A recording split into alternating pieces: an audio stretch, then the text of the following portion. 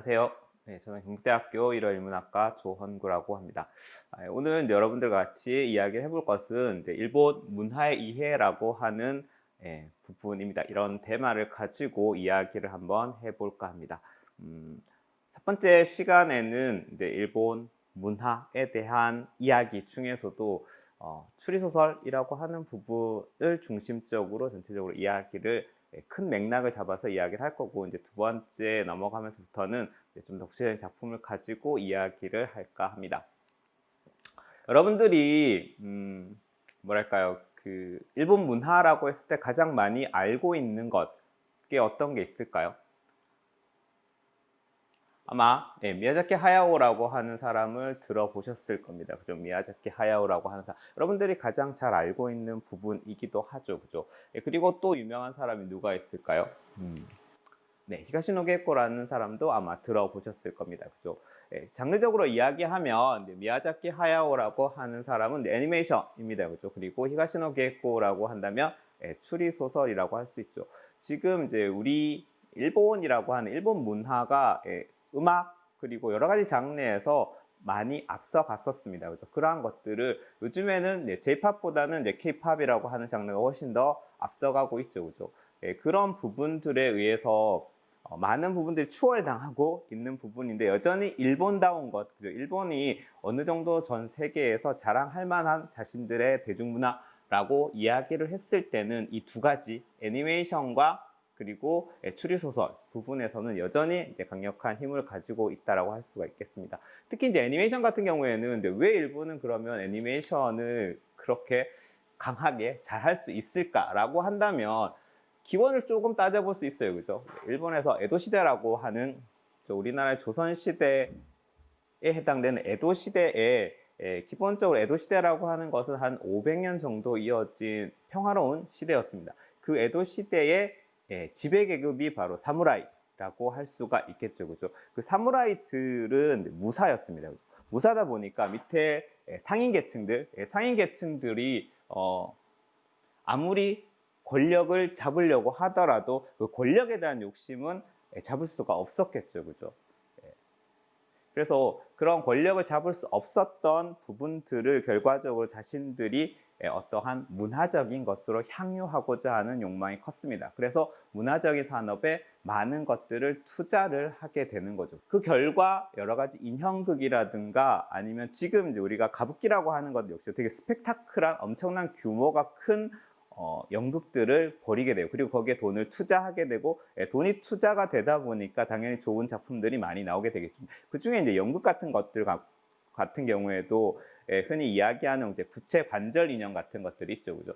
그 구체 관절 인형들을 조금씩 더 정교하게 만들어서 사람이 마치 움직이는 것처럼 극을 만들기 시작을 합니다. 거기에 이야기를 입히는 거죠. 그 구체 관절 인형의 움직임, 이것들이 이제 근대 이후에 새로운 기술과 만나게 되면서 그 프레임 자체를 끊어가다 보니까 그걸 연결하면 애니메이션이 자연스럽게 되는 거죠. 그래서 지금도 일본의 애니메이션과 이제 디즈니 애니메이션 또는 픽사라든가 미국 쪽의 애니메이션을 비교하면 일본의 애니메이션은 그렇게 정교하진 않아요. 움직임이 천천히 이적게 이렇게 가는 수준인 거죠. 근데 미국에서는 꽤 자연스럽게 수많은 프레임을 가지고 자연스럽게 가고 있는데, 그만큼 일본의 애니메이션이 가진 건 이게 단순하다 보니까 훨씬 더 역동성을 가지게 되는 거죠. 거기에 스토리텔링이 입혀지면서 일본의 재패니메이션이라고 하는 말들이 생겨나게 됐던 거죠. 그것이 일종의 이제 하나의 뛰어난 사람이 있다라고 하면 이제 그 분야에서 더욱더 이제 발전을 하게 되는데, 그런 전통을 가졌다라고 볼 수 있습니다. 애니메이션의 전통이라고 한다면 지금 이야기 드린 것처럼 우리가 단순히 100년 그 정도가 아닌 거죠. 일본의 애니메이션의 역사를 따진다면은 거의 한 300년, 400년 정도 되는 전통을 가지고 있었다고 할 수 있습니다. 그래서 그러한 이야기들이 축적이 되고 기술이 축적된 것이 근대로 넘어오면서, 그죠? 20세기가 되면서 테츠카 오사무라고 하는 사람을 아마 여러분들도 들어보셨을 것 같긴 합니다. 그죠? 아톰이라고 하는 인조인간 로봇을 만들어 놓은 테츠카 오사무라고 하는 애니메이터가 있습니다. 이제 거의 일본 애니메이션의 이제 시조격으로 불리고 있는 사람이죠. 그 테츠카 오사무 이후에 이제 이 미야자키 하야오가 지브리 스튜디오를 설립하면서 일본 재패니메이션의 전성기를 이루게 됩니다. 그 이후에 이제 안노 히데아키라든가 또는 요즘에 여러분들이 잘 아는 신카이 마코토라든가 그다음에 늑대아이라고 하는 호소다 마모루, 안노 히데아키는 에반게리온으로 유명한 사람이죠. 그렇죠? 이러한 사람들이 계속해서 생겨나면서 이제 재패니메이션 여전히도 힘을 얻고 있다라고 볼 수가 있습니다. 그다음에 이제 히가시노 게이코 같은 경우에 이제 추리 소설을 대표하는 사람이라고 할 수가 있습니다. 그죠? 그래서 오늘 이제 애니메이션에 대해서 이야기를 많이 하면 엄청 할 얘기가 많겠죠. 오늘 우리가 일본 문화 중에서도 이 히가시노 게이코를 중심으로 한 추리 소설이라고 하는 부분을 조금 더 심도 있게 보고자 합니다. 일본의 추리 소설이라고 하는 것, 그죠? 추리 소설, 전 세계 추리 소설 시장에서 가장 큰 시장은 어디일까요? 가장 큰 시장은 미국입니다. 그죠? 당연히 미국 시장이 이제 가장 큰 시장이라고 할 수가 있는데, 그 미국 시장 다음으로 추리 소설의 가장 큰 시장을 형성하고 있는 것이 일본이고, 수많은 이제 추리 소설 작가들이 나오고 있습니다. 그죠?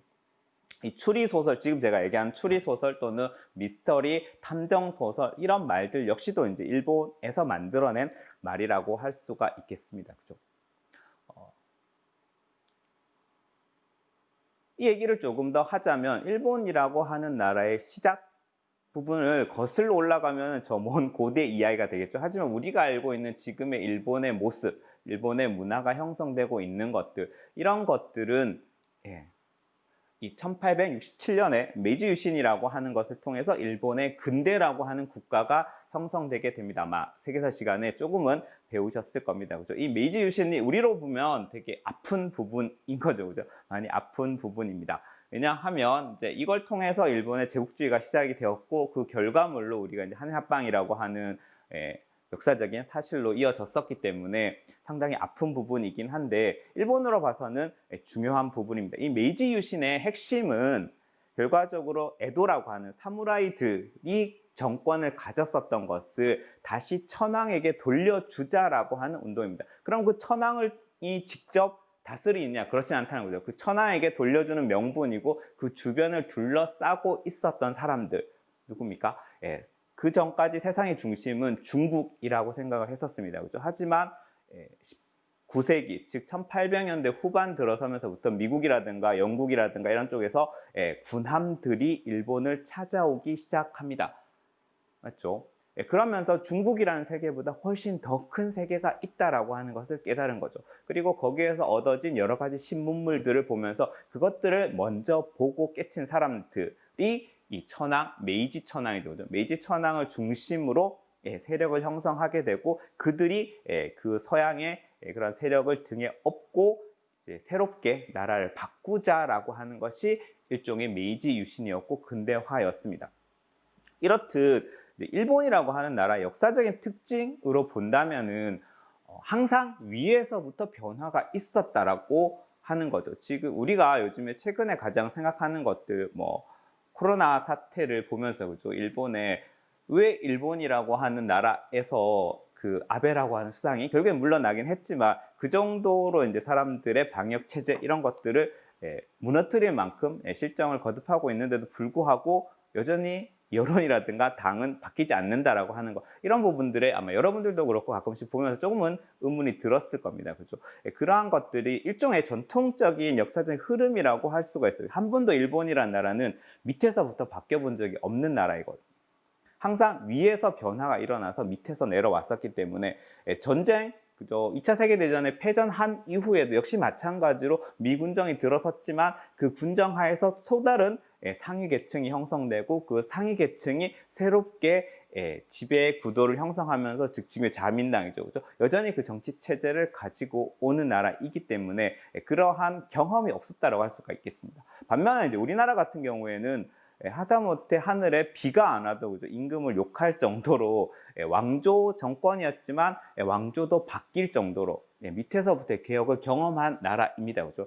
그렇기 때문에 우리들에게는 조금은 이해가 안 되는 부분일 수가 있습니다. 어쨌든 이 메이지 유신을 통해서 일본의 근대화가 시작되면서 그 새로운 세력들이, 즉 새로운 컬처를 형성하게 됩니다. 즉 이전까지 자기들이 해왔었던 것들과는 전혀 다른 것들을 해야 되는 거겠죠. 그게 뭐였겠습니까? 당연히 서구로부터 받아들인 여러 가지 문물들, 그것들을 컬처라고 하는 것, 즉 서브컬처, 그 전에 에도 시대에서 누렸었던 그 수많은 것들을 서브컬처로 떨어뜨리고 새로운 서구에서 들어온 새로운 것들을 컬처로 만들어내는 작업이 사회문화적인 현상으로 이어지게 됩니다. 그 대표적인 것이 이제 소설이라고 하는, 우리가 흔히 알고 있는 이 소설이라고 하는 것 역시도, 소설이라고 하면 여러분들은 소설이니까 그죠? 한글로 소설이겠지만 기본적으로는 한자로 소설이라고 써져 있죠, 그죠? 그것을 일본어로 읽으면 이제 쇼세츠라고 하는데, 이 말은 결국 일본에서 만들어낸 말입니다. 어떤 말의 번역어인가 하면 결과적으로는 노블이라고 하는, 서구에서의 노블이라고 하는 장르, 산문의 장르를 가지고 와서 일본에서 소설, 쇼세츠로 번역을 하게 되고, 그 쇼세츠가 컬처가 되는 겁니다. 그래서 대학에서 지금 어문학과, 문학 쪽 불문학과라든가 뭐 일어일문학과라든가 문학과가 대학에서 존재하게 되는 이유가 바로 여기에서 오게 되는 거죠. 원래 서구에서 노블이라고 하는 것은 그 앞장르, 즉 로망이라고 하는 것이 있었습니다. 로망이라고 하면 조금 어려운 말 같지만 이제 여러분들 낭만적이라고 하는 거죠. 낭만이라고 하는, 로망이라고 하는 글쓰기 방식이 있었습니다. 주로 이야기는 여러분들 기사 이야기 같은 것들이 있죠. 이제 중세 기사들이 대체적으로 그 기사 이야기들을 보면은 그 이제 영주의 기사가 그 영주의 부인이라든가 그죠, 그런 사람들과 사랑에 빠지거나 또는 다른 귀족의 부인과 사랑에 빠져서 그 두 사람이 도피를 하거나, 대체적으로 약간 이런 내용들이기도 하고, 그 다음에 기사들이 막 용과 싸우기도 하고, 그런 비현실적인, 지금 우리가 봤을 때 비현실적인 모습이라고 할 수가 있겠죠, 그죠? 그 현실적인 이야기들을 써내려갔던 것이 로망이라고 하는 장르였습니다. 거기에 이제 18세기, 17세기, 16세기 이때 새롭게 이성이라고 하는 것, 근대 산업사회가 도래하게 되면서 사람들이 이성을 더 중시 여기게 되었죠, 그죠? 그러다 보니까 사람이 어떻게 하늘을 날 수 있어, 용이 어디 있어 라고 하는 것들을 이야기하게 됩니다, 그죠? 그러다 보니까 조금 더 현실적인 이야기를 하자라고 하는 글쓰기, 산문이 방식이 형성된 거죠. 그것이 이제 노블을 뜻하면은 새로움이란 뜻입니다. 그래서 새로운 글쓰기다라고 하는 것에서 노블이 들어왔습니다. 그 노블을 일본에서 받아들여서 소설이라고 이름을 붙였습니다. 하지만 지금 이야기했듯이 서구에서는 로망이라고 하는 장르가 있었기 때문에 새로움이라는 노블이 있는 겁니다. 그런데 일본 같은 경우에는 로망이 없는 거죠. 그래서 굳이 로망을 만들었습니다. 그것을 에도 시대의 문학들로 로망을 만들고 거기에 대비되는 새로운 것이라고 해서 소설이라고 이름을 붙여줬습니다. 그러다 보니까 혼란이 있는 거죠. 똑같은데, 형식은 똑같은데 달라져야 되는 거죠. 형식은 똑같은데 다르니까 그럼 어떻게 다를까라고 해서 정의를 내린 것이, 그럼 소설이라고 하는 것은 뭡니까? 라고 했을 때 정의를 내렸던 사람이 그렇게 이야기를 합니다. 사실이라는 거죠. 사실, 팩트인데 픽션성이 있어야 된다는 겁니다.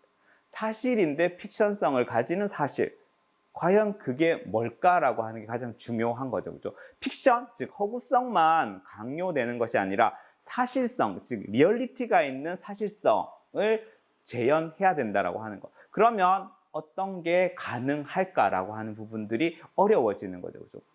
서구에서는 단순히 로망이라고 하는 장르에 비해서 새로움, 지금의 현실을 그대로 그려준다라고 하는 노블의 개념이 명확하게 잡히는 데 비해서 일본은 이렇게 새로운 컬처를 탄생시켜가면서 그것이 결과적으로는 노블에서 새로운 정의를 내려다 보니까 너무 어렵게 되는 거죠. 사실이지만 픽션성이 있어야 된다. 과연 그것들은 어떻게 구현될까? 열심히 고민을 하기 시작을 합니다, 그죠? 그 열심히 고민을 한 결과 얻어낸 결론은 자신 안의 생각입니다. 자신 안의 생각은 실제하죠. 내가 생각을 하고 있는 건 실제합니다, 그죠? 내가 생각을 하고 있는 것은 실제하는데 그것이 현실로 발현되진 않습니다. 맞죠? 그러니까 픽션성을 가진다라고 할 수가 있는 겁니다. 내가 저 딸기가 있습니다, 그죠? 그 딸기가 있는 이 상황을 그대로 묘사를 하고 거기에 나도 있습니다. 이 상황은 사실이죠, 그죠? 하지만 저 딸기가 내가 되게 먹고 싶다라고 생각한 부분은 누구도 증명할 수 없습니다. 나만 알 수 있는 거죠, 그죠? 그러니까 이건 픽션이라고 할 수가 있다는 거죠. 다른 사람이 봤을 때. 내가 이야기하지 않는 이상은. 이런 부분들에 착안을 해서 소설을 쓰자라고 이야기를 하게 되고 그것을 결론 내리게 됩니다. 그것이 바로 일본식 자연주의라고 하는 형태로 나타나게 됩니다. 이 자연주의라고 하는 것은 이제 서구에서의 흐름에서 보면 리얼리즘이라고 하는 노블이 리얼리즘이라고 하는 사실이라고 하는 부분을 강조했고 그 사실을 표현함에 있어서 어떻게 해야 될까? 그것이 이제 의학에서 그죠? 현대 해부학에서 사람을 해부하기 시작하고 그러면서 자연 현상을 관찰하고 이런 걸 통해 가지고 이런 글쓰기를 통해 가지고 자연과학적인 글쓰기라고 하는 것 그죠? 자연과학적인 글쓰기라고 하는 것으로 소설을 썼던 것을 이제 자연주의라고 이야기를 했는데 일본에서의 이 자연주의는 그런 것이 아니라는 겁니다. 자기들 나름대로 사실을 받아들여서 사실이면서 픽션인 것을 표현하기 위해서 고민을 거듭하다가 자기 안으로 들어가는 것 그것을 일본식 자연주의라고 이야기를 합니다. 이렇게 이제 일본의 근대 소설이 시작이 됐던 거죠. 근데 지금 이제 제가 처음에 이야기를 하려고 했던 건 추리 소설이었지 않습니까? 추리 소설을 이야기하는데 왜 이 부분을 이야기하느냐? 즉 추리 소설이 시작된 건 언제였을까요? 추리 소설이 시작된 것은 1841년에 그죠? 에드가 앨런 포의 모르가의 살인 사건이라고 하는 미국에서의 작품이 아마 추리 소설의 시작일 겁니다. 그죠? 그것이 1867년 메이지 유신 이후에 수많은 서구 문물의 유입과 함께 일본으로도 그 추리 소설의 장르들이 들어오게 됩니다. 그것들을 초창기에는 이제 쿠로야 루이코라고 하는 사람이 1890년 전후로 해서 사람들에게 이제 번안 소설 형태로 소개가 되는 거죠. 그때가 한창 이 자연주의를 만들어내기 위해서 즉 새로운 컬처를 만들어내기 위해서 수많은 문학가들이 열심히 싸우고 있던 시기였습니다. 그렇기 때문에 자연스럽게 그 추리소설은 뭐가 됩니까? 서브컬처의 영역에 속하게 되는 거죠. 그러면서 컬처의 영역으로 새롭게 만든 이 자연주의라고 하는 것, 즉 자기 폭로라고 하는 이 개념이 큰 주류를 자리 잡게 되고 추리소설은 그렇게 들어와서 어느 정도 서브컬처 영역에서 조금씩 이제 그 영역을 사람들에게 인기는 엄청나게 있었습니다만 그것의 가치는 인정받지 못하는 것. 우리가 이제 요즘은 많이 달라졌습니다만 제가 학교 다닐 때만 하더라도 이제 추리소설을 수업 시간에 읽고 있으면은 이런 쓸데없는 것을 읽고 읽는다고 꽤 타박을 받기도 했었죠. 그죠? 지금은 이제 논리적 사고를 기른다고 오히려 권장하기도 하는데 그죠? 청소년 권장 도서 이런 거에 항상 있긴 합니다만 그죠? 이런 현상들이 이제 주류 쪽에서 컬처를 새롭게 만들어 나가다 보니까 이걸 하다 보니까 어떤 현상들이 일어나느냐 즉 아무것도 숨기지 않아야 됩니다. 그리고 대담하고 노골적인 묘사를 통해서 자기 안의 것들을 폭로하는 것들 이것이 컬처를 형성하게 됩니다. 그러다 보니까 자연스럽게 뭡니까? 조금 좀 더 다른 사람들이 생각하지 않는 것들을 자꾸만 생각을 해야 되는 거죠. 맞죠? 그러다 보니까 자기 스스로 더 피폐해져 가야 되는 겁니다. 또는 그 일상들을 조금씩 살아가야 되다 보니까 훨씬 더 권태로워지는 겁니다. 그러다 보니까 써져 있는 내용들이 다 비슷해지고 아니면 누가 더 자극적으로 자신 안에 있는 다크한 면을 확실하게 끄집어내고 사람들에게 자꾸만 폭로를 해야 되느냐 하는 쪽으로 번지게 되는 거죠. 그러다 보니까 점점 더 뭡니까? 처음에는 다른 사람의 생각을 읽는다라고 하는 것은 되게 재밌었겠죠. 근데 자꾸만 보다 보니까 뭡니까? 피로해지는 겁니다. 그죠? 다른 사람의 생각들을 보는 게 너무 피로해지는 겁니다. 그러다 보니까 스스로 지쳐가게 되는 거겠죠. 이런 것들을 통해서 이러한 소설 쓰기 방식이 서서히 끝을 고하게 됩니다. 이것이 1920년대 전후의 이야기입니다. 즉 이렇게 되다 보니까 자꾸만 밝히는 것에 밝혀내는 것, 자꾸만 드러내는 것에 지쳐갔다고 했었죠. 그러다 보니까 오히려 뭡니까? 숨겨진 것에 대한 욕망이 커져갔던 겁니다. 즉 숨겨진 것이라고 하는 것은 결국 수수께끼이고 이러한 수수께끼를 풀면서 얻어지는 즐거움이 곧 사람의 본연의 모습이다라고 하는 것을 깨닫게 됐다는 거죠. 이러한 시기에 이제 에드가 람포라고 하는 사람이 등장하게 됩니다. 여러분도 한 번쯤은 들어보셨을 겁니다. 그죠? 추리소설을 좋아하시는 분들, 그리고 애니메이션을 좋아하시는 분들도 이 에드가 람포는 들어보셨을 겁니다. 명탐정 코난에 자주 나오죠. 그죠? 에드가와 코난 있지 않습니까? 네. 에드가 람포라고 하는 사람, 제일 처음에 제가 전 세계적으로 추리소설이라고 하는 장르의 시작을 누구라고 얘기했습니까? 에드가 앨런 포라고 했었죠. 예, 에드가 람포라고 하는 이름 역시도 에드가 앨런 포를 일본식으로 바꾸어서 이렇게 장명을 지었습니다. 그래서 에드가 람포라고 하는 사람이 등장을 하게 되면서 일본의 추리소설이라고 하는 장르가 본격적으로 탄생하게 되고, 탄생과 동시에 이 사람의 어느 정도의 천재성이라고 할 수가 있겠죠. 그걸 통해 가지고 전성기를 맞이하게 됩니다. 에드가 람포는 1923년 이제 신청년이라고 하는 잡지를 통해서 데뷔를 했습니다. 이 신청년이라고 하는 잡지는 시작은 이제 청소년 교양 잡지 정도였는데, 여기에서 현상금을 어마어마하게 걸면서 추리소설, 즉 국내 추리소설, 그 전까지는 번안소설 형태였었다고 했었죠. 그러다 보니까 탐정들이 항상 서구식 탐정인 겁니다. 거기에 이제 우리나라 탐정이 필요하다. 우리도 요즘에 그런 얘기들을 하지 않습니까? 그죠? 마블의 영웅들이 날아다닐 때 우리나라의 영웅들도 날아다니면 좋겠다, 이런 생각들을 하지 않겠습니까? 그죠? 그런 생각들이 점점 이어지다 보니까, 역시 일본에도 마찬가지로 그런 탐정들, 루팡이라든가, 그죠? 이런 탐정들, 셜록 홈즈라든가 이런 사람들이 등장을 하지만 항상 파이프 물고 그런 서구식 모습인 거죠. 그러니까 일본인의 모습을 한 탐정이 필요하다, 이런 생각들이 있었던 거죠. 그래서 현상금을 걸고 국산 탐정을 개발하시오라고 하는 일종의 공모전을 취한 겁니다. 거기에 이제 에드가 람포가 등단을 입선을 하게 되고, 이제 대상을 받아서 상을 받으면서 본격적으로 작가 활동을 시작하게 됩니다. 에드가 람포의 주요 작품들은 거의 5, 6년 사이 이제 등장하고, 23년에서 거의 한 30년 사이 이 안에 거의 모든 작품들이, 중요한 작품들이 써져 있게 됩니다. 초창기에는 그저 숨겨진 수수께끼를 논리적인 사고로 밝혀가는 정통 탐정 소설이라고 하는 측면에서 사람들에게 많은 관심을 얻게 된다는 거죠.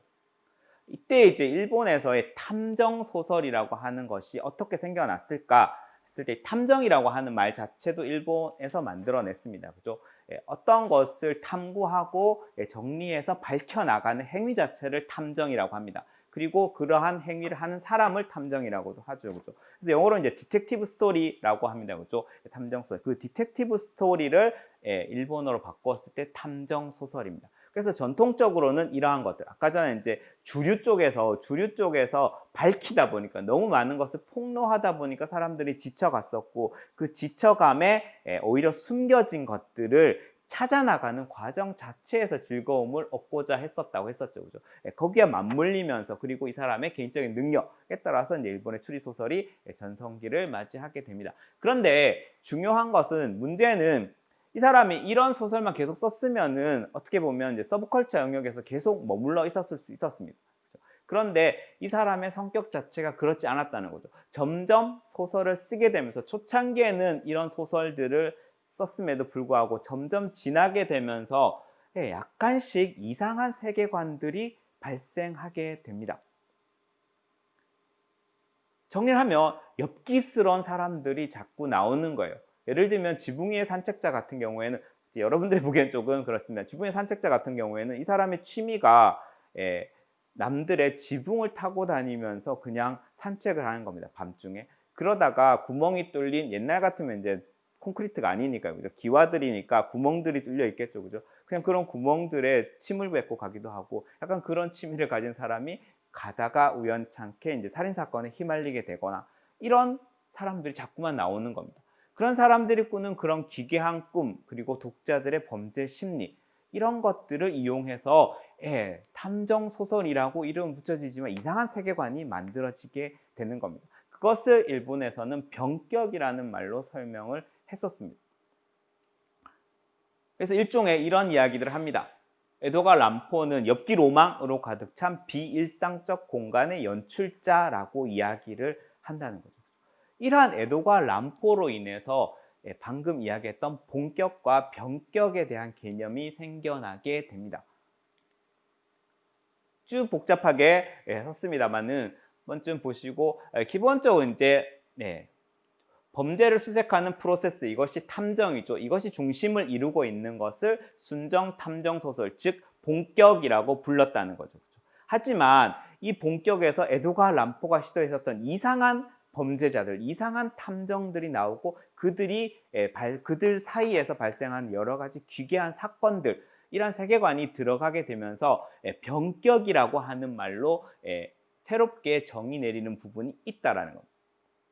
그래서 나중에 이제 이 병격이라고 하는 말은 소멸돼서 이 병격이 하나의 장르, 즉 병격에는 그래서 호러라든가 판타지, SF 등으로 장르적인 이름이 바뀌었고 결국 본격은 그대로 살아 있다라고 하는 거. 오늘 이야기에서 이제 뒷부분에 작품을 할 때 한번 이야기하겠습니다만 이 본격이라는 개념은 이런 식으로 중요하다라고 하는 거. 이렇게 에드가 람포가 탐정 소설이라고 하는 원래 에드가 앨런 포에서부터 시작된 서구에서부터 시작된 그런 흐름들을 그대로 답습하는 과정을 통해서 좀 더 훌륭한 작품들을 만들어냈다라고 한다면, 물론 만들어냈었죠. 그 만들어냈다라고 한다면, 거기에 머물렀다라고 한다면 그대로 흘러갈 수 있는데, 이 람포가 자꾸만 다른 것을 시도했었고 그 시도에 이름을 붙일 수밖에 없는 거죠. 그죠? 그러다 보니까 병격이라고 하는 개념이 생겨나게 됩니다. 그러다 보니까 이 탐정 소설이라고 하는 것은 그럼 도대체 뭘까? 탐정 소설의 서브컬처에서의 가장 주된 영역은 결국 뭐였겠습니까? 메이저로 진출하는 거겠죠. 그렇죠? 우리도 본격적으로 그 순수 문학이라고 할까? 학문적인 영역에서, 아카데믹한 영역에서의 탐구 대상으로 갈 수 있다라고 하는, 즉 모든 서브컬처들이 서브컬처가 그대로 이제 서브컬처 영역 안에서 머물고 싶어하는 경향을 이제 조금 어려운 말로 키치라고 하는 얘기를 합니다. 그죠? 키치 문화라고 얘기하는데 그러한 성향이 있는 반면에 기본적으로 서브컬처들은 컬처로 올라가기 위한 여러 가지 움직임들을 하는 겁니다. 그러한 것들이 이제 탐정 소설에서도 벌어지게 되는 거죠. 이 에드가 람포를 통해서. 그래서 에드가 람포가 시도한 이런 것들은 결국 탐정 소설에 가진 단순한 이야기 구조, 사건이 발생하고 그걸 탐정해서 범인이 누구다라고 하는 이 구성 안에서 벗어날 수가 없습니다. 그러면 절대 장편 소설이 될 수가 없는 거죠. 단편에 머물 수밖에 없는 겁니다. 그죠? 장편으로 가기 위해서는 다양한 이야기 구조가 필요하게 된다라고 하는 것. 그 이야기가 필요하게 된다라고 하는 건 픽션성을 훨씬 더 많이 가져야 된다라고 하는 거. 픽션이 필요한 이야기들을 더욱 많이 가져야 된다라고 하는 거. 이런 부분들이 있는 거죠. 결국 이러한 부분들을 탐구해 나가게 되면서 문학이 가진 본질에 좀 더 다가가고자 하는 생각이 있게 됩니다. 그것이 이제 아까 전에 이야기했었던 서브컬처가 컬처로 가기 위한 일종의 몸부림 이라고 할까요? 그런 성향이었다라고 볼 수가 있습니다. 그것이 이제 에드가 람포를 통해서 시작과 동시에 발현이 되었다라고 할 수 있는 거죠. 결국 이 탐정 소설이 예술 논쟁이라고 하는 1930년대 중반에 벌어지게 되는데 같은 이야기입니다. 이 에드가 람포라고 하는 사람을 어떻게 정의할까라고 하는 부분에서 이렇게 하는 거죠. 결국 우리도 탐정 소설도 예술로서 인정받을 수 있다. 그러면 예술로 인정받기 위해서 뭘 해야 되느냐? 에드가 람포처럼 그런 병격, 트릭이라든가 이런 것에 갇혀 있지 말고 좀 더 숨겨진 것 자체에 대해서 집중을 하면 숨겨진 것들은 사람의 심리일 것이고 그런 심리들을 더욱더 파헤쳐 나가는 것이며 그것이 굳이 사건, 발생, 그리고 탐정, 해결이라고 하는 구도를 벗어나더라도 충분히 인간에 대한 탐구가 가능하다라고 하는, 즉 병격의 예술성이 있다라고 방향성을 제시하는 겁니다. 하지만 이렇게 얘기하다 보니까 반면에 아니다라는 거죠. 기본적으로 탐정 소설이 가지고 있는 본질, 본격이라고 하는 것, 그것들을 아주 깊숙이 들어가서 그 구도 자체를 완벽하게 만들어내면 예술이 된다라고 하는 본격론을 주장한다는 겁니다. 그죠? 그래서 결국 이러한 싸움을 통해 가지고 수수께끼를 해결한다라고 하는 탐정 소설의 디텍티브 스토리가 가졌었던 서구의 원래적인 의미에서 일본식의 이러한 생각들, 즉 컬처와 서브컬처의 영역에 엄청난 다툼, 이런 것들을 통해 가지고 탐정 소설이 새로운 영역으로 나아가게 된다라고 하는 것. 결국 탐정 소설이라고 하는 것은 따져보면 그렇다는 거죠.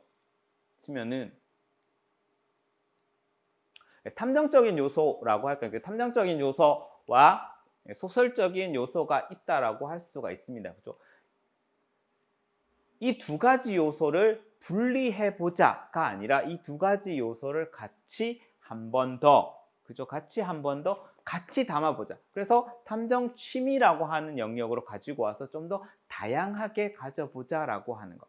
그래서 이러한 예술 논쟁은 이제 본격, 변격으로 나누어서 진행이 됐었고, 결국 이것들은 서브컬처가, 그죠? 컬처로 올라가기 위한 일종의 시도였다라고 해석을 해줄 수가 있다는 겁니다.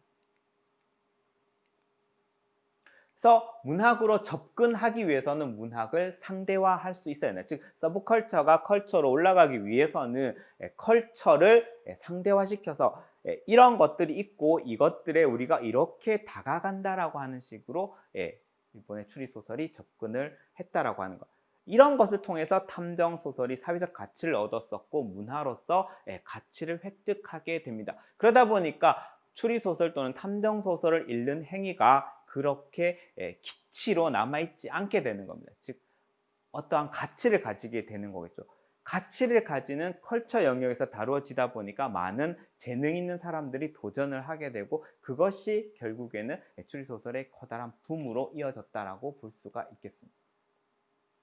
이것이 이제 전후가 되면은 이제 사이파 미스테리라고 하는 형태로 나타나게 됩니다. 이 사이파 미스테리라고 하는 장르는 일본에서 유일하게 있는 장르입니다. 일본에서 만들어낸 장르. 즉, 가장 여기서 변격이라고 하는 부분에서 그럼 탐정 행위 자체보다 그 배경에 좀 더 관심을 가지자. 즉, 탐정 행위를 통해서 사건을 해결하는 것이 아니고, 그죠? 그 사건이 왜 벌어지게 됐을까를 해결해 보자.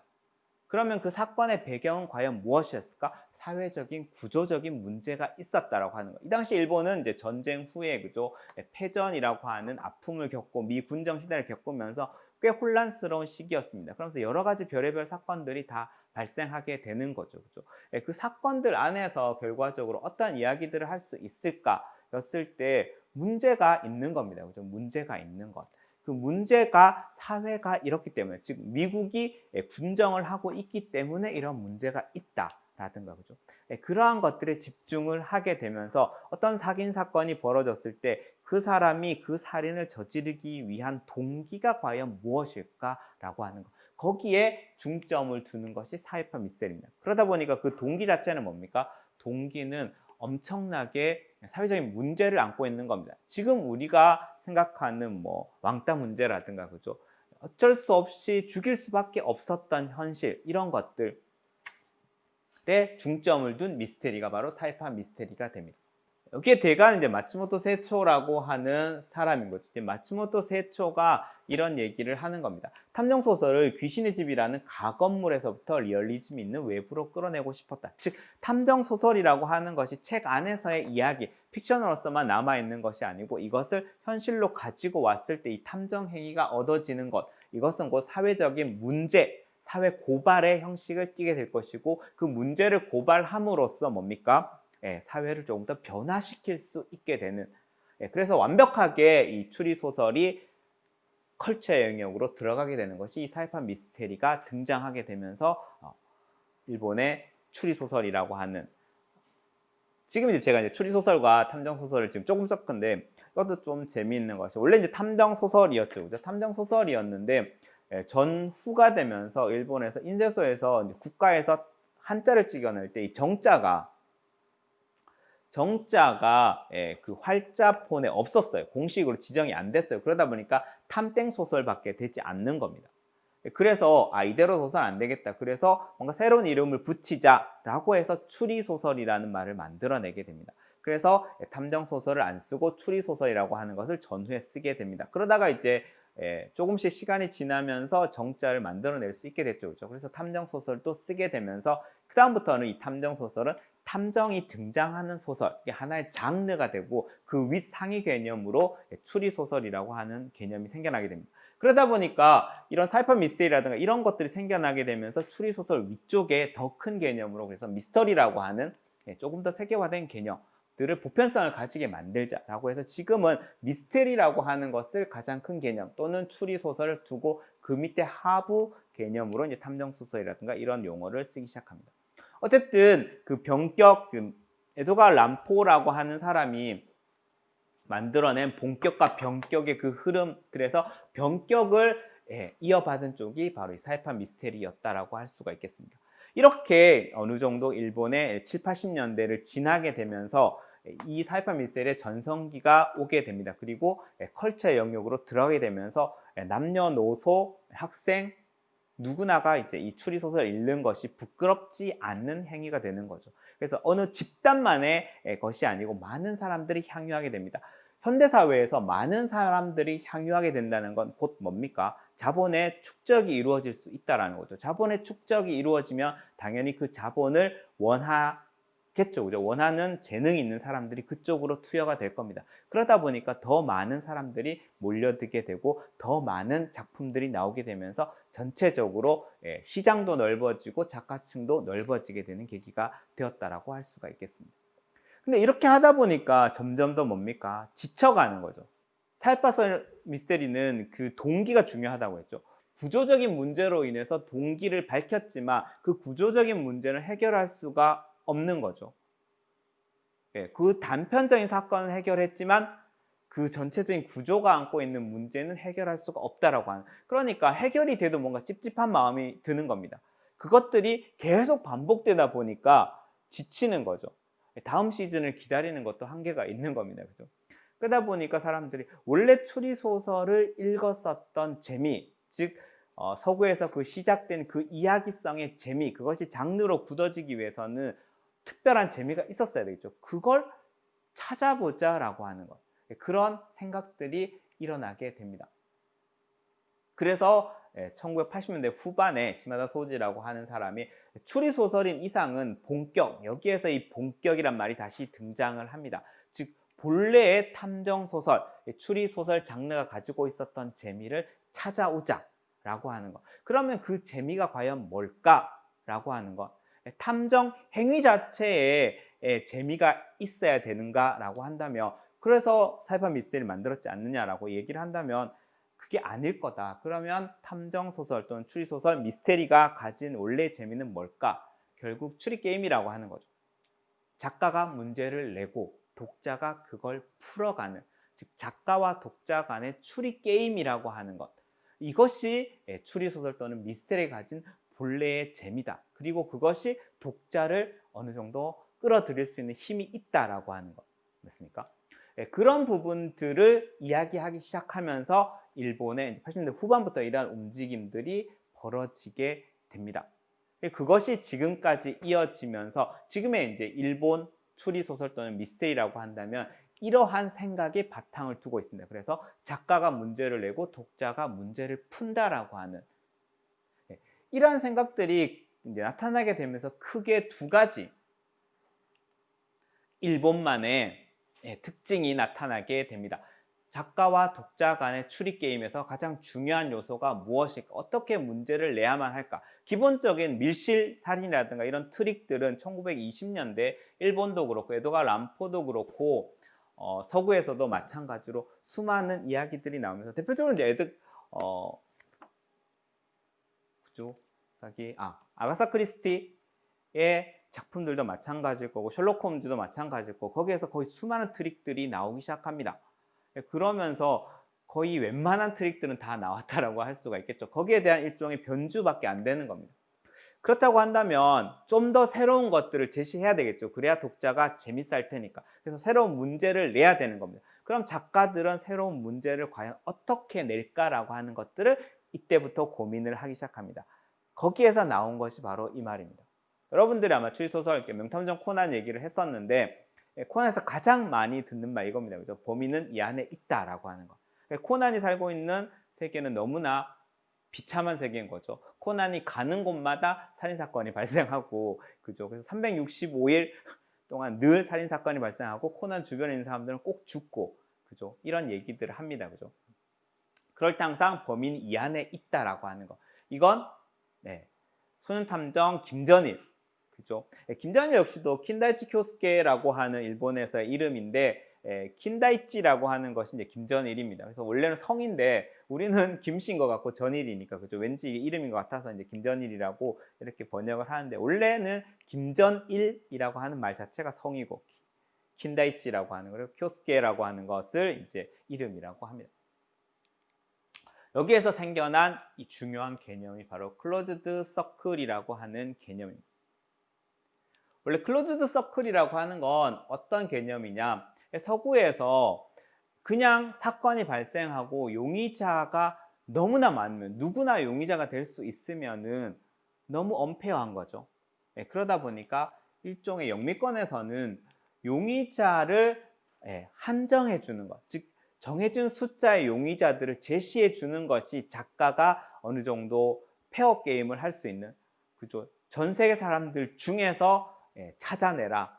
그러니까 너무 어려운 거죠. 그래서 용의자를 한정시켜 준다는 의미, 즉 동기와 기회를 갖고 있었던 사람들을 제시해 주고 이 사람들 중에서 범인이 있을 것이다 라고 하는 것을 클로즈드 서클이라고 하는 개념으로 이야기를 합니다. 그래서 외부인과 관계가 없는 것, 즉 이 사람을 죽일 만한 동기라든가, 이것이 이제 지금에서 뭡니까? 지금도 뭐 사이코패스, 소시오패스라든가 사이코패스라는 말이 나오게 된 이유도 그런 거죠. 이 동기가 없는 살인 사건들이 발생합니다. 그렇게 되면 동기가 없는 살인 사건을 발생했을 때 역시 용의자 한정이 안 되는 거죠. 그러니까 그 용의자 한정을 하기 위해서 어떻게 됩니까? 그러한 성향을 가진 사람들이 이러한 범죄를 저지를 수 있다라고 한정시켜 줄 필요가 있는 거죠. 그래서 그 사람들을 묶어주는 말로 이제 소시오패스라든가 사이코패스라는 말을 만들어내고 그런 사람들에 의한 연쇄살인이라고 하는 것들을 이야기하는 겁니다. 그죠? 그런 식으로 용의자를 한정시켜 준다는 것이 이제 이 클로즈 서클의 원래 의미인데, 일본은 다르다는 거죠. 이 안에 있어라고 이야기를 하는 겁니다. 즉 물리적인 고립을 이야기하고 있는 겁니다. 그래서 원래적으로 그죠, 추리소설은 독자와 작가의 두뇌 싸움이다라고 하는 반다인의 이야기가 즉 1920년대 후반에 영미권의 추리소설에 다시 한 번 더 재붐이 일어났을 때의 이 생각, 이것이 이제 지금의 일본의 신본격을 정의하고 있었다라고 하는 거죠. 그러면서 여기에서 나왔던 개념이 이제 페어 게임이 되기 위해서는 이제 용의자를 한정시켜 줘야 된다. 그래서 클로즈 서클이 나왔었는데, 이 개념을 그대로 가지고 오면서 일본은 약간씩 변형이 되는 겁니다. 그 계기를 만들었던 사람이 이 신본격을 주장하던 이 시마다 소우치가 적극적으로 추천했었던 작가 아야츠치 유키토라고 하는 사람의 식각간 살인이라고 하는 것에서 발생합니다. 식각간 살인은 미스테리 연구에 7명의 사람들이 있습니다. 엘러리, 오르치, 카, 포, 반, 루르, 아가사. 얼핏 들었을 때 추리소설 좋아하시는 분들은 지금 이런 이름들을 보시면은 서구의 이름들을 아실 수 있을 겁니다. 그죠? 유명한 서구의 추리소설 작가들의 이름들입니다. 이런 사람들이 이러한 10개의 독특한 모양의 방이 있는 구조물, 십각관이라고 하는 곳에 모이게 되면서 여기에서 살인사건이 발생하게 되고 이 살인사건을 풀어나가는 사람이 등장을 하게 되면서 이 이야기가 진행되는데 이게 엄청 재미가 있었다는 거죠. 재미가 있으면서 독자들에게 어느 정도의 새로움이라고 하는 것을 안겨줬습니다. 그러다 보니까 이 흐름대로 가게 되는 거죠. 그리고 이것들을 더욱더 발전시켜 나가야 되겠다라고 이야기를 하는 겁니다. 여기에서 이제 수수께끼 풀이가 그대로 들어오고 트릭도 들어오면서 명탐정도 등장하게 되고, 그러면서 외딴 상장에 쯔노시마라고 하는 외딴 산장을 만들고 그 독특한 건물을 만들어서 거기에 사람들을 모아놓고 살인사건이라고 하는 것을 이야기하는 겁니다. 그리고 이상한 주인이 등장을 하는 거죠. 아마 지금 여러분들이 알고 있는 코난에서의 거의 대부분의 이야기 틀릴 겁니다. 여기에서 이제 클로즈드 서클을 정의하게 되는 거죠. 결과적으로 일본에서의 클로즈드 서클은 물리적인 공간, 물리적인 고립된 공간을 뜻하게 되는 겁니다. 즉 외부인이 범인일 가능성이 한없이 낮아진다. 즉 내부에 있는 이 10명 중에 누군가가 범인이다라고 하는 것, 즉 이 안에 범인이 있다라고 하는 것. 이렇게 됨으로써 어떻습니까? 살인사건이라고 하는 것이 벌어지는 긴장감을 훨씬 더 고조시킬 수가 있습니다. 즉 서스펜서 스릴러물인 거죠. 그죠? 그래서 그 범인을 잡아내면 어떻습니까? 자기가 살 수가 있습니다. 하지만 범인을 못 잡으면 어떻게 됩니까? 다 죽게 되는 거죠. 그 범인에 대해서. 그러다 보니까 마지막까지 긴장감이 있고 독자들 입장에서도 그렇고 그 안에 있는 탐정 입장에서도 그렇고 반드시 잡아야만 하는 절박함이 더 생기게 되는 거죠. 그러다 보니까 추리 게임에 긴박감이 있는 겁니다. 우리가 만약에 어떤 퀴즈를 내고 답을 할 때 시간이 한없이 있으면 루즈해지죠. 1분 30초 이런 식으로 제한 시간을 두니까 아주 간단한 문제도 재밌어지는 겁니다. 그죠? 맞죠? 구구단을 천천히 외우면 재미가 없죠. 그런데 그것을 빠르게 서로 주고받으니까 예, 자꾸만 아는 것도 틀리게 되고 거기에서 재미가 발생하게 되는 겁니다. 예, 그러한 것들을 이용해서 일본에서 이 클로즈드 서클이라고 하는 개념을 새롭게 정의를 내려주게 된 거죠. 그래서 지금까지 이제 얘기를 한 것들을 보면 거의 한 100년 정도의 역사들을 이야기를 했습니다. 그래서 기억할 것들은 지금 시점에서 기억할 것들은 그죠? 기억할 것들은 네, 추리 소설이라고 하는 것이 일본에서 발생을 했었고 그것이 서브컬처에서부터 시작을 해서 수많은 에드가 람포라고 하는 사람의 독창성도 있을 거고 천재성도 있을 겁니다. 그죠? 그러한 천재성 또는 독창적인 부분들로 인해서 컬처로 올라갈 수 있는 기반이 마련됐었고 그것이 이제 마츠모토 세이초라고 하는 사람에 의해서 사이판 미스테리라고 하는 새로운 장르 세계적으로 새로운 장르가 발생한 거죠. 그죠? 그것은 일본에서 소설이 자연주의 소설화돼서 사소설이라고 하는 장르를 만들어낼 것과 비슷한 흐름을 가지게 되는 겁니다. 그렇게 추리소설이 컬처 영역으로 올라가게 되고 컬처 영역으로 올라가게 되면서 다시금 원래의 재미를 한번 찾아보자라고 하는 생각들이 80년대 후반에 일어나게 됐었고 그 과정 속에서 이제 찾아낸 개념이 아까 전에 1920년대 후반의 영미권에서 새롭게 추리 소설들을 부흥시키기 위한 여러 가지 생각들, 그죠? 그러한 생각들을 모아놓은 것들 있는 거죠, 그죠? 그런 생각들을 모아놓은 것들 속에서 반다인이 이야기했었던 추리 소설의 진정한 재미는 작가와 독자 간의 게임이다, 페어한 게임이다라고 하는 것. 거기에서 얻어지는 즐거움이 가장 크다라고 하는 것. 그러한 부분들을 강조하게 되고 그러한 생각들이 지금까지 이어지고 있고 그러한 생각 가운데서 일본만의 그러한 소설, 추리소설 작가와 독자의 싸움에서 중요한 것이 무엇일까? 즉 작가 입장에서 이제까지와는 조금 다른 환경 속에서 독자들과 게임을 하고 싶다라고 하는 열망이 이제 영미권에서 이 클로즈드 서클이라고 하는 개념을 물리적인 고립의 개념으로 가지고 와서 일본만의 독특한 추리소설의 형식을 만들어 냈었다라고 하는 것. 그것이 이제 제가 지금까지 이야기했었던 방식입니다. 꽤 이제 시간들이 많이 이야기를 좀 진행을 했었는데 조금 쉬고 다시 이 뒷부분에 대해서 조금 더 이야기를 한번 해보도록 하겠습니다.